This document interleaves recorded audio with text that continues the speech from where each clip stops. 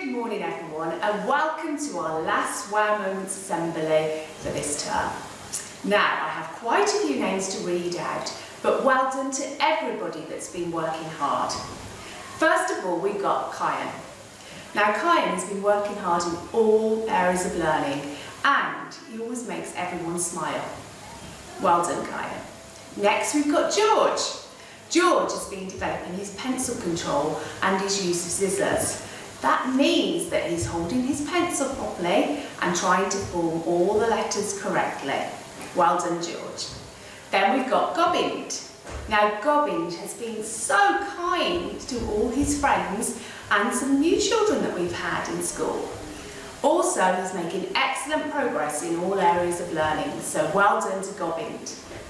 Next, we've got Ren. Ren has done some excellent mathematics work. He's been finding the total of 2 amounts of objects, so well done to Ren. Next we've got Amber. Now Amber has got a fantastic attitude to learning and she's always trying her best in everything. Then we've got James. Well done to James. James has made a fantastic rainbow out of recycled materials.